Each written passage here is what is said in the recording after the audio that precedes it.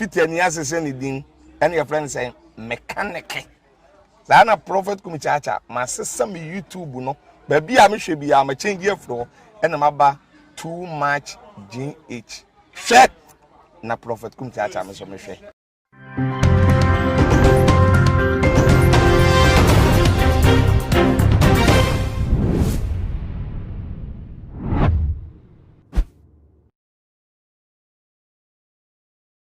Ebusiafo ne ahwefo mema obibia akwaba de batuma GH eyemunu aba musomfo ena medi dwumedie eba besom yi se ye gi akonya kasie se ya na ye ensem ade trene ewo wiase afana ne de ba besom wo eye ntia yenya ye se eye UT Bank a che se Ghana ha yen line him say be din papa na che so mo bom mo den when it comes to customer service ATM echire kwa echire na emuwa na nsense bi beto dwa say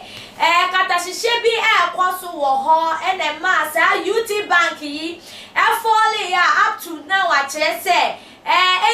to me amba bejina ne na subiem na ye UT Bank boss and the Mr. Kofi Moaben and the name be betu ja mi bi atwa mu se nia ekoka ho na ebepie mu ma bank na egu up to now no and say ye ex-president John Dramani Mahama ni nia Ibrahim Mahama ebeji loan bi ewo na so ye ena ekoba say ama UT Bank egu up to now na nsem ni nyina echi no okoso kastutu asese na wono ena munia esi na wachiche ni ready da what the nsem amenya me fi say na ebesi bia na chesa wo de aseda e de amenya me na wono up to now wonu ne ho say Ibrahim Mahama ba na so yese wo pelon no wode ma no na amount our boss who say Ibrahim Mahama beje ye no sa amount na Ibrahim lawyers asaba out ebeka say entisa senia ye de betu dwa no amount na beje ye ni sika ni na san hihye ye court wo mtemu na entisa na ni na emu no gina so ka say ono no wonu ne hoda na ni na echi woni mu se wadwuma ekofom se ana financially no enyoma enko yie wakasa sound man dan kasa no wonye bi na dani da wate wono na wono wo twe nim esusu se state no e ba be charge no che so ma be 7 no with jail terms na enso anko basa na be pie mu se wona na omo ye penifo wo UT Bank ni na state no abom charge 42 count eno so da wa eno chese mo hihye nyina egu so boboba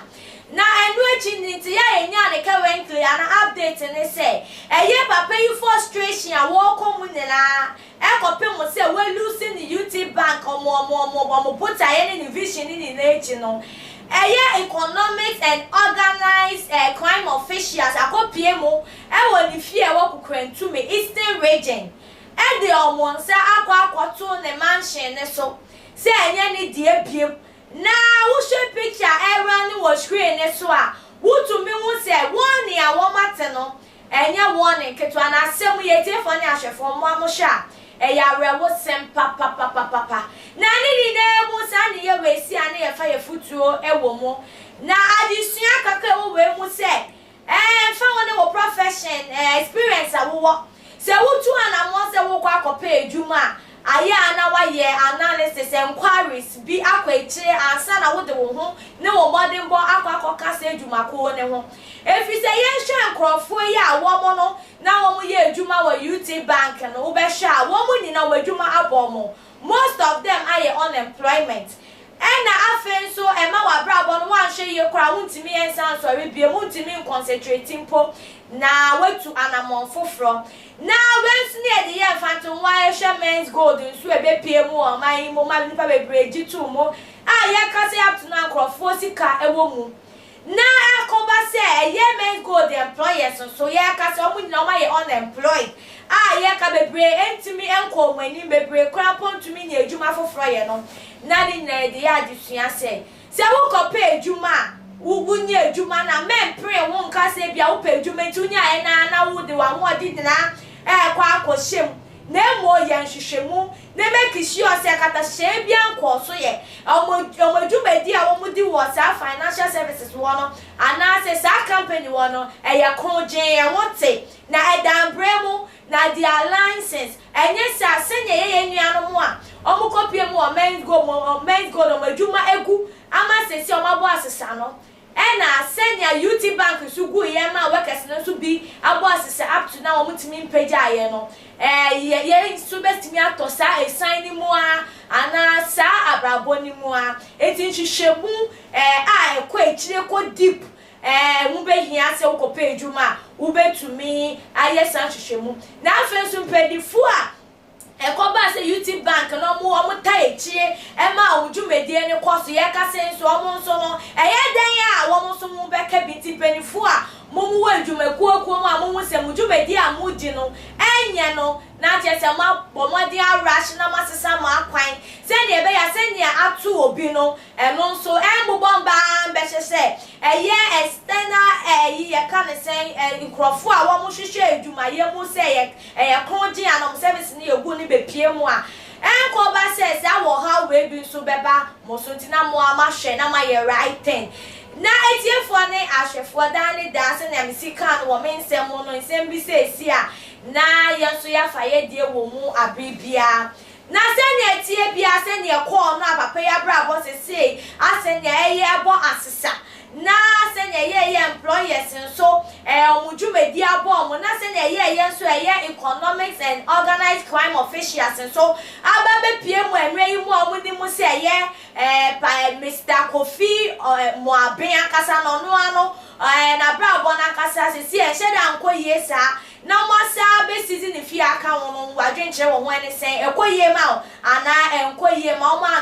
ntu anamo emrepa ana se no mo ye ne sa na tie fi se ye kase ena mo bank ye gu ye nkrofo sika kemu nkrofo transaction nkrofo adwuma nini na so abo assistant omdwumedi omudi ekoyie na enkoyie no wagya wadwenkyere dia to ye comment section all dey amaye na won subscribe yan so aba mo na subscribe se nya na ne da too much GHFD can say discussion interviews and I'm be able to our platform you so once sabe ke no to me actually wadem now we share now we like the mama ye munu aba mo so for Mexico and I made dwumede be so mo now before I made the manu basic crack